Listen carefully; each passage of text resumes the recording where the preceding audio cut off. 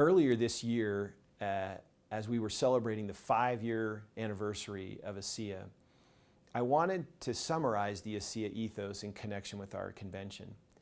But I had a strong impression to add one more dimension to the ethos to round it out. I shared that new dimension of the ASEA ethos at our convention this year. I began the presentation of that by asking a simple question. And the question was, what if you had a product that could do the following things? What if you had a product that could strengthen the immune system, or boost feelings of optimism and joy, or even pleasure and enthusiasm? What if you had a product that could reduce anxiety, or even depression, or make you more resilient, that could strengthen relationships, and even inspire a greater connection to your community? What if you had a product that could improve the length and quality of your sleep or reduce symptoms of illness? What if you had a product that could lower blood pressure or make you less affected by aches and pains? Or even a product that could promote forgiveness and increase life happiness and satisfaction? I think you'd all agree, if I brought you a product that scientifically was proven to do all of the things I just listed, not only would you want it, but you'd probably want to share it with other people, similar to ASEA. Well, much as I'd like to tell you that product is ASEA, it's not. It's actually the simple notion and principle of gratitude. Now, you may say, well, how do you know that gratitude can do all these things? A professor at UC Davis in California by the name of Robert Emmons has made the last 10 plus years of his career and focus as a PhD in the studying of the effects of gratitude. And he defines gratitude as an affirmation of goodness. First and foremost, that we affirm that there are good things in the world, there are gifts or benefits that we've received. But that secondly, we figure out where those good things or that goodness comes from.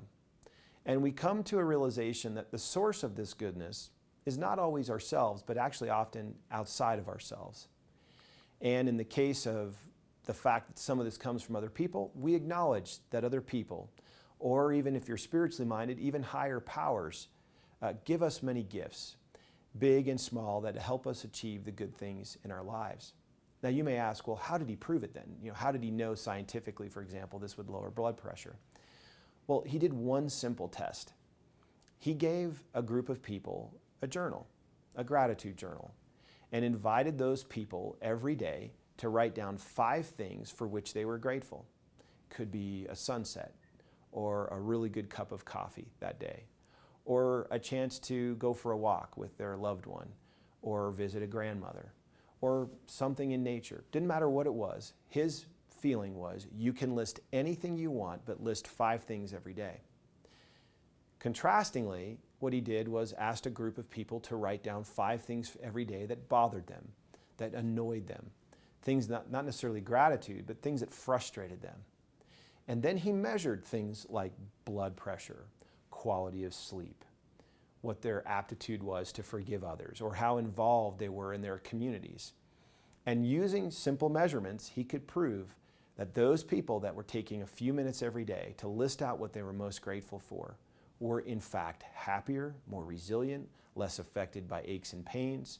They had stronger relationships and connections in their community. It occurred to me that we at ASEA should be a grateful people. We should be expressing gratitude to each other. Again, if you're spiritually minded, to a higher power. I'm indifferent to the person or object for whom or to whom you're expressing gratitude. That's up to you. But as a people and as a culture, we should find ourselves expressing gratitude often. Doing so lifts other people. He didn't talk about the effects of gratitude on the people to whom you're giving it. He actually talked about the ones that were expressing the gratitude. It's been my experience that when someone expresses gratitude to me and acknowledges and recognizes my contribution to their life, I also feel better inside. In this regard, I would argue that it's not only lifting the person expressing it, but those that are receiving it as well. And so, as we round out the ASEA ethos, it feels important to me that we take some time every day, and part of these cultural beliefs, behaviors, and characteristics that are fundamentally unique to us, we should be thankful. We should carry a gratitude journal or even download a gratitude app. You can find an application in the App Store and list out your 5 things every day on your phone. So in summary, how does gratitude fit into the ASEA ethos? Be grateful for every moment. Remember, life is a gift. Gratitude expressed to others makes us healthy, happy, and represents the highest form of generosity. Write down 5 things that you're grateful for every day.